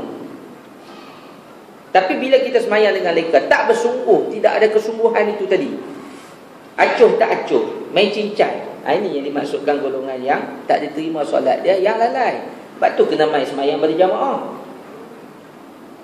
Bila semayang berjamaah ni, potensi solat kita nak diterima oleh Allah Ta'ala jauh lebih tinggi berbanding kita semayang sendiri. Dalam satu hadis ada Nabi sebut, asyara nafarin lan yaqballahu salatahum, ada 10 golongan yang Allah tak terima solat dia. Rajul soal rajulun bighayri qiraat, semayang dia dalam keadaan bacaan tak betul. Kalau semayang berjamaah, bacaan tu akan ditanggung oleh imam. Nampak tak? Kalau semayang sendiri, tambah orang kita ni kalau boleh rakaat pertama qul huwallahu ahad, rakaat kedua Allahu samad. Dia nak macam tu. Tu yang susah orang kita. Bila semayang berjamaah ni, benda antara yang kita akan jaga tok makninah, dan dia merupakan rukun. Orang yang semayang sendiri ni jarang ada tok makninah. Bila rukun tak sempurna, Allah tolak semayang kita. Perbuatan dah tak betul, bacaan tak betul, macam mana Allah nak terima? Tapi bila semayang berjamaah ni, ada kekuatan, ada ruang untuk kita tutup lompong-lompong kekurangan dalam solat kita. Yang penting kita jaga hati kita masa tu. Imam baca, kita hayati apa yang dia baca. Ustaz tak faham. Tak faham? Okey, kita fikir tentang kebesaran Allah, fikir tentang keagungan Allah, nikmat apa yang Allah Ta'ala dah bagi kat kita. Kita fikir tentang azab dia, fikir tentang nikmat dia. Dan benda ni semua akan mendatangkan pengharapan, tentang rasa takut, tentang rasa kasih kita pada Allah Subhanahu Wa Ta'ala. Bila macam dah tanya tadi tu, makna bila ada kebimbangan tu, makna kita ada usaha nak khusyuk dalam semayang kita. Ini daripada awal pun dah tak khusyuk sampai semayang, habis semayang Allahu Akbar, lapar, bukan perut ingat lapar. Bini aku masuk hari ni, amin. Lepas tu tadi aku belikan, masuk kari palikan tu, dah fikir kita kan semayang. Lepas tu benda-benda macam ni kita kena fikir, clear kan. Lepas tu antara adab, nanti kita masuk dalam bab solat kita akan jumpa.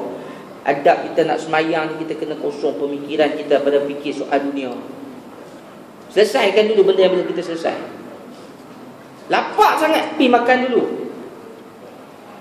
Sebab tu kadang-kadang bila bulan puasa, saya tanya orang, antara buka puasa dengan makan dulu, mana nak buat dulu? Makan dulu ke semayang dulu? Makan. Siapa kata makan? Siapa kata semayang? Makan dulu. Dia tengok tahap iman orang. Setiap orang iman dia tak sama. Imam pun sama juga. Imam pun manusia. Tengah-tengah semayang, makan kemudian buat bajet untuk 100 orang. Yang main 300 orang, Tengah semayang ketekang belakang tu. Ingat dia semayang khusyuk ke? Habislah ubah dia dah. Allah, lupa pula nak suruh sikit tadi. Ingat khusyuk lah. Dengar tu, sedap lah makan, tengah semayang. Ketak imam tu. Dia tengok iman orang tu macam mana. Ada orang, dia tak apa. Makan kurma, minum air, dia tak peduli baik makan dah. Macam orang tua ni, biasanya tak peduli makan sangat dah. Betul tak? Golongan-golongan remaja purba ni tak kira makan sangat dah. Tambah yang ada kecil manis, darah tinggi pun semua tu. Dia nak makan pun dia takut. Kan? Tak apalah semayang. Dia tak apa. Dapat minum air, makan kurma, okey dah. Tapi ada setengah tak boleh. Dia kena makan dulu. Saya mengaku macam saya, minum sikit, saya kena pergi makan dulu. Anak kata aku katalah. Tengah semayang bau kari, tengah semayang bau mutabak, tak jadi. Aku manusia. Setiap orang tak sama. Kadang-kadang ustaz, tak payah lu. Aku nak makan ni. Dan tak orang nak kata apa. Atau pun kalau tak boleh, nak semayang juga. Sorok dulu. Bukan curi. Bukan curi tu. Saya kadang-kadang saya macam Ramadan lah. Kadang-kadang ada orang jemput apa semua kan. Kadang-kadang saya bawa bekalan dia. Saja simpan-simpan. Bawa bekalan sikit. Tak apa kami pun ada sedia. Simpan sikit ke. Tak nak fikir kita benda tak sangat. Jangan cakap lah kita ni manusia. Ustaz kata ustaz sama ya. Kentut pun suka. Ini berkaitan dengan perasaan. Benda yang boleh kita clearkan tu, clearkan tu. Lepas tu kalau kita tengok kenapa setengah-setengah tempat hari Jumaat cuti. Sebab nak fokus pada ibadah tu. Dia tengah semayang, imam pula berkatib pula baca panjang khutbah. Tengah semayang dia kutuk imam tu. Kalau panjang cepat lah, aku dah kerja dia kutuk pula imam tu. Macam mana nak suruh semayang kita? Habis. Tu kita kena faham. Okey? Ustaz, bagaimana kalau yang bekerja di sebuah syarikat ada juara, kebanyakannya bumi bertelah hukumnya, contoh Giant, Speedmart. Okey, kalau benda saya minta maaf ya. Kalau kita kerja macam Giant ke apa semua ni, jangan ambil department tu. Itu ada satu benda yang kalau boleh elak terus. Okay, kalau kita tahu tempat tu ada urusan berkaitan dengan yang haram tadi, kita tinggal. Itu yang usaha dulu cari tempat lain. Kalau memang tak ada dah, itu je yang ada dengan kelayakan kita, itu yang ada. Minta jangan dia letakkan bahagian-bahagian tu. Termasuk saya minta maaf siapa sedar, kadang-kadang orang yang munggah ni, bahagian logistik ni kan, keluarkan barang-barang daripada lori. Termasuk barang yang mungkin dikeluarkan tu adalah minuman-minuman keras ni tadi. Dosa ni sama je Pak. Dia jangan minta pengecualian. Okey, macam 7-Eleven tu, minta maaf kalau dia tak payahlah. Kecuali kalau 7-Eleven tak ada jual arak tu cerita lain. Maka dah kesian. Pendapatan dia haram. Saya ingat di masa saya kerja di Pusat Zakat tu, ada salah seorang daripada kaki tangan dekat situ, gaji dia agak lumayan lah, accountant. Tengah tak bayar zakat, dah selesai bayar, bos saya tanya dia, abang kerja kat mana? Saya kerja kat Kasbut. Kerja kat Kasbut. Jadi apa? Saya jadi accountant. Bang, tak boleh bang, haram. Saya tak minum arak dia dah. Saya tak sentuh pun botol itu, saya tahu haram dia dah. Hasil dia tak haram. Itu clear kan? Walaupun dia sebagai accountant, walaupun sebagai tukang sapu, walaupun dia sebagai jaga di kilang arak, haram seharam-haramnya. Dia punya sumber tu clear. Kalau macam tadi di Jaya dan apa semua, kalau kita dah tak boleh elak tadi, minta pengecualian daripada terlibat dengan bagian agak sama ada nak memunggah, menjual dan sebagainya. Yang kita sedih ni kadang-kadang jadi kesian cashier. Kadang kalau bawa arak letak situ, dia kena mau tak mau kena ni. Lepas tu ada setengah dia yang seprihatin. Ada bayar arak tu di tempat tu juga. Tu yang dia faham. Dan ada juga yang pengurus dia faham. Okey? Dihasilkan untuk yang bayar arak, dia kena di tempat tu juga. Dia tak campur dengan cashier-cashier yang lain. Kalau kat sini mana tahu ada manager Giant kat bawah semua ni, kena buat inisiatif lah benda tu. Jangan sampai dia makan benda haram pula. Kerja kita. Macam mana kalau kita beli macam kat 7-Eleven tu, air tu dalam setiap air sama, arak dengan air mineral. Tak ada masalah. Tak ada masalah. Jangan kita ambil botol arak tu dah. Bila mineral tak ada masalah. Walaupun dia dalam satu peti air, dia tak berpindah najis tu. Kan? Tapi kalau arak tu tetap tak boleh. Itu kan. Okey, ada lagi. Dah nak subuh ni. Kalau kita bank, Bank nanti saya cerita. Tahlil.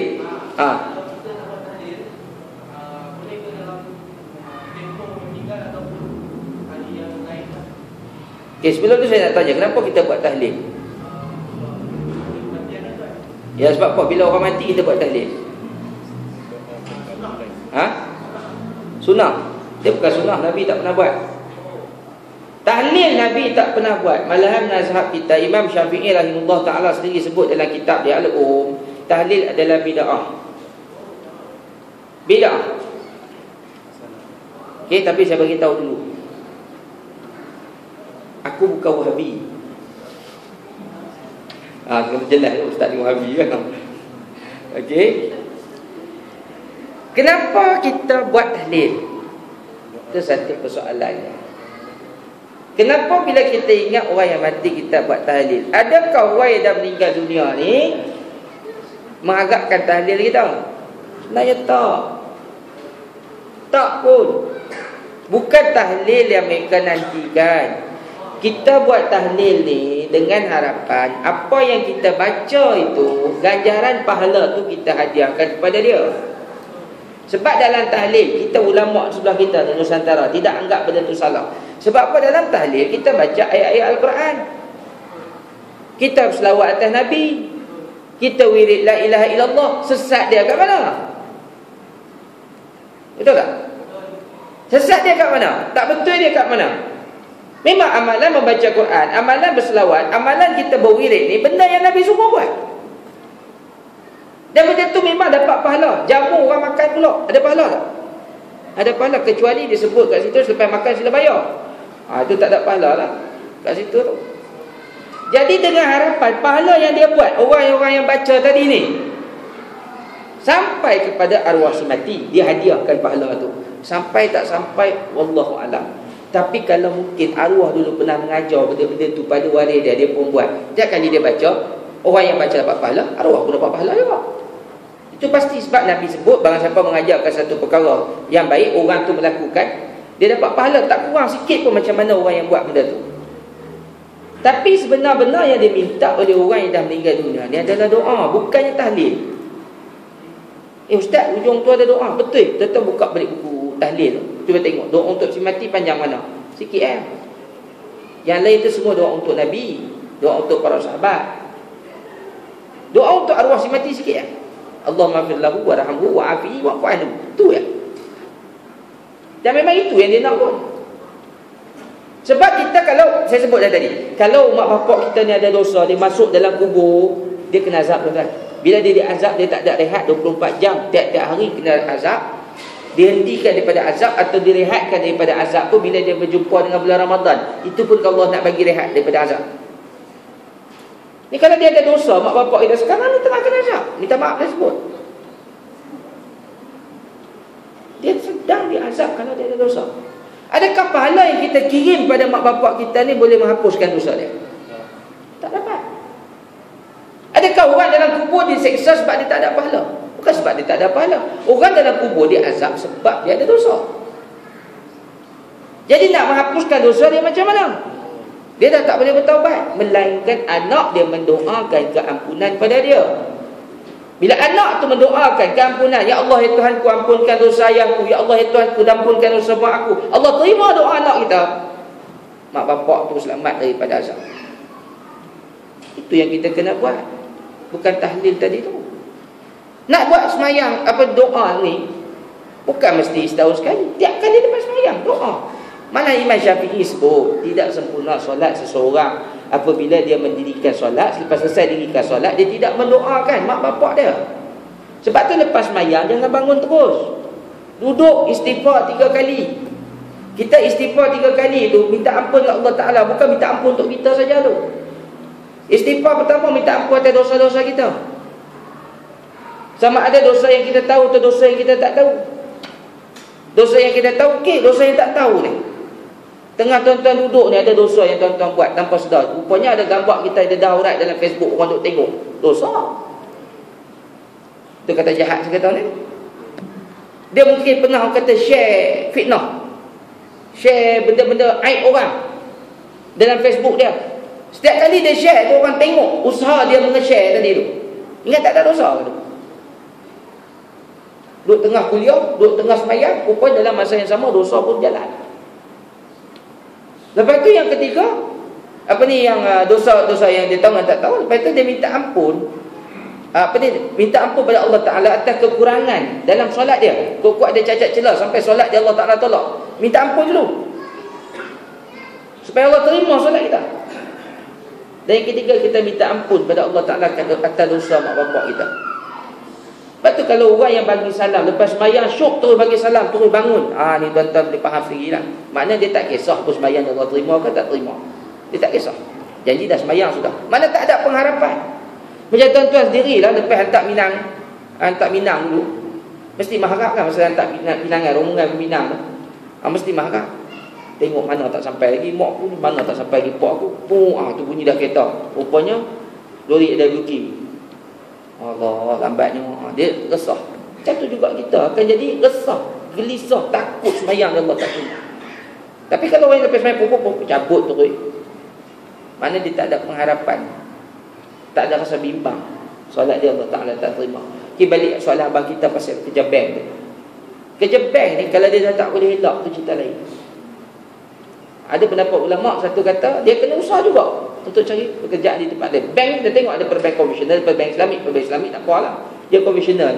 Walaupun saya cakap terang, nama perbankan Islamik dalam negara kita pun tak sepenuhnya Islamik juga. Ada juga kepinjangan, tapi usaha ke arah tu kita dah buat. Tapi memang dah tak ada tawaran kerja dalam, itulah kemahiran yang dia ada, itulah sumber dia ada. Ada kerja tapi bukan niat dia nak bersekongkol dengan riba tadi tu. Dan dia kena bayar zakat. Nak bersih zakat ni membersihkan harta kita balik. Macam juga orang yang kerja kerajaan, saya minta maaf saya sebut. Tuan-tuan kerja sebagai cikgu, tuan-tuan kerja sebagai pensyarah ke apa semua. Duit gaji kita ni datang pada mana? Cukai tu ada cukai yang haram, cukai arak, cukai judi, GST nanti, kan semua kat situ. Jadi nak membersihkan pendapatan kita tu dengan kita berzakat. Zakat tu maksud dia sendiri membersihkan harta benda kita. Tapi tak boleh kita zakatkan harta yang jelas haram. Macam tadi, duit curi, duit rasuah, duit riba. Nak bersih dia takkan bersih. Okey, asalnya tak ada apa dah kot, kita dah nak kiamat. Jadi itu sebab sedikit yang ada dia. Tak ada dah. Semua dah lapar tahu. Aku pun lapar. Jadi kalau ada salah silap pada saya minta maaf. Jadi sebelum saya akhiri tuan-tuan, InsyaAllah nanti kita lepas solat ni kita akan bentang sejadah untuk saya masih aktif lagi dalam operasi yang kata banjir ni.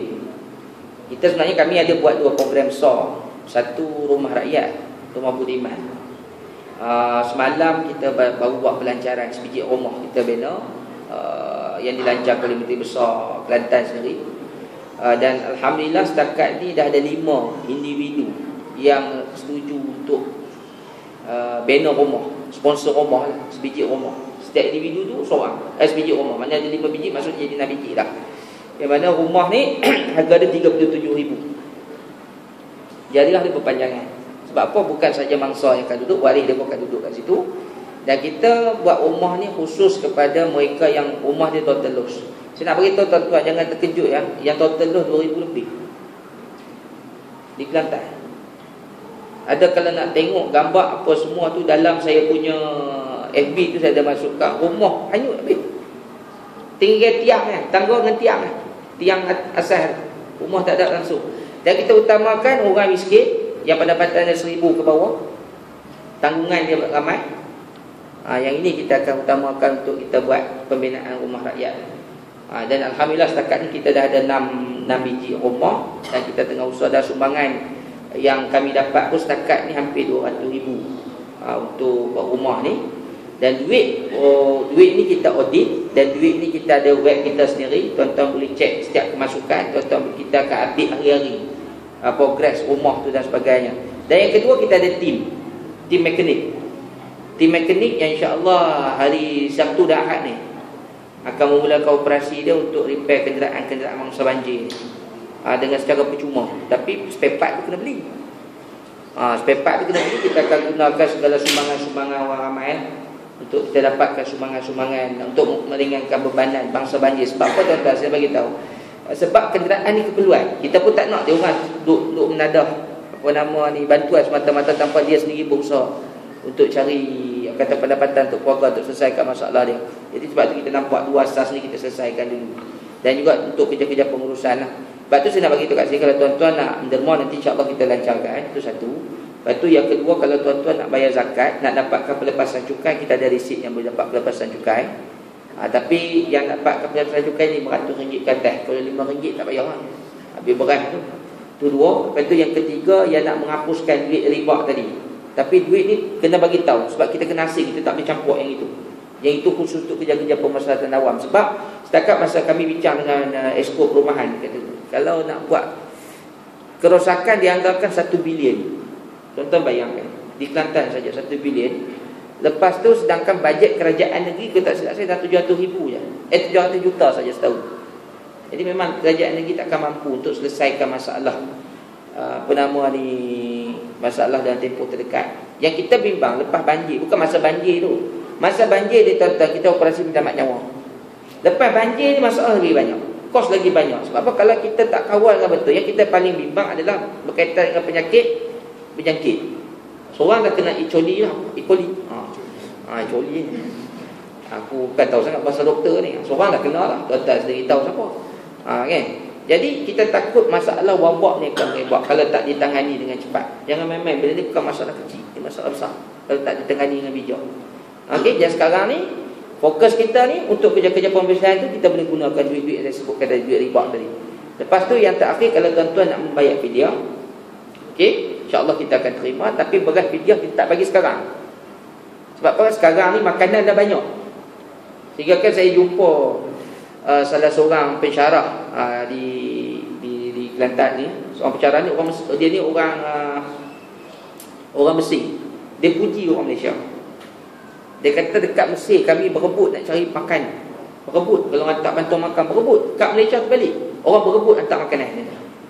Memang saya tak nafikan dalam 3-4 bulan yang lepas, waktu saya balik daripada Jalan Tut dengan Tawaluh, ikut jalan Bentong, ikut situ, pukul 3 pagi masa tu, tak putus lagi konvoi yang hantar bantuan ni. Tapi semua konvoi makanan. Sampai ke tempat pengumpulan tu dah penuh dengan beras. Depa pun nak hantar ke mana tak tahu. Ada beras yang rosak, dah pecah semua. Sebab tu kita hold dulu. Bila sampai masa, kita akan beli. Dan juga kita akan bagi beras kepada mangsa ni. Sebab apa? Fidyah ni hanya boleh kita serahkan pada fakir miskin dalam bentuk makanan asasi. Tak boleh bagi duit. Dia kena bagi makanan asasi, beras kalau kita ni. Itu benda yang saya boleh nak kongsi dengan tuan-tuan. Dan insya-Allah besok petang, saya sekali lagi akan ke sana, gerak ke Ipoh dulu. Kami ngumpul barang kat Ipoh, nak bawa ikut gerik tu. Sebab kalau tuan-tuan nak menyumbang sebagai kewangan yang kita perlukan setakat ni, keperluan asas lah. Macam susu budak, pampers, towel, pampers perempuan. Perempuan lelaki tak ada. Apa lagi hari tu kena. Benda-benda kecil-kecil lah, buat tinggi apa semua. Sebab mereka pun memang tak, kalau tuan-tuan pergi sana pun sedih nak cakap. Kena pergi tengok baru tahu keadaan dia macam mana. Ramai lagi yang bantuan tak sampai sebenarnya. Bukan bantuan tak sampai sebab barang tak ada. Barang ada, tapi orang yang nak tugas tu tak ada. Nak hantar tu, logistik kita masalah. Logistik, sebab tu kita nak minta sangat hari tu darurat tu. Bila pengisian darurat ni, kerahan daripada anggota keselamatan apa semua ni boleh digunakan. Tapi bila tak ada istilah darurat, tak boleh guna. Jadi bila itu ada, insya-Allah masalah ni kita dapat selesaikan dengan cepat. Pengagihan bantuan dan sebagainya. Dan yang kita bimbang setakat ni saya tengok, termasuk NGO Kristian, Buddha apa semua dah menyusup masuk. Mereka bukan masuk saya saja. Ada agenda dia. Kita bimbang macam mana berlaku kat Aceh. Tuan-tuan, mungkin tuan-tuan tak sedar, Aceh dulu sebelum tahun 2004 gereja tak penuh. Hari ini gereja penuh. Maksud mereka ramai yang murtad. Kita bimbang betul-betul akan berlaku kat Kelantan. Sebab mereka bagi bukan saja dia bagi bantuan sekali makan, duit lagi. Betul-betul. Jadi kawan, lama-lama orang jahil, dia akan peduli lah. Tambah minta maaf kalau kita sebut buat masa ni pun, sama-sama ustaz pun gaduh orang, payah orang ni. Duk bincang benda yang lebih besar, kita nak bincang berkaitan akidah ni, kita nak kena jaga. Dia cukup bimbang kat situ semua. Okey, jadi mungkin sekadar itu saja. Memandangkan kita dah nak masuk waktu subuh, jadi kita berhenti setakat ni. Kalau ada salah silap dari saya minta maaf. Mudah-mudahan Allah Taala memberi kebaikan pada kita dunia akhirat. Allah alam. Assalamualaikum warahmatullahi wabarakatuh. Bismillahirrahmanirrahim. Alhamdulillahirabbil alamin wassalatu wassalamu ala asyrafil anbiya'i wal mursalin wa ala alihi wa sahbihi ajma'in. Allahumma inzilna ya Allah rahman nabiyyin wasiddiqin wassalihin wa hasuna ulaika rafiqa. Rabbana atina fid dunya hasanah wal akhirati hasanah wa qina azaban nar. Wa sallallahu ala sayyidina Muhammad wa ala alihi wa sahbihi wa barik wasallam. Walhamdulillahi rabbil alamin.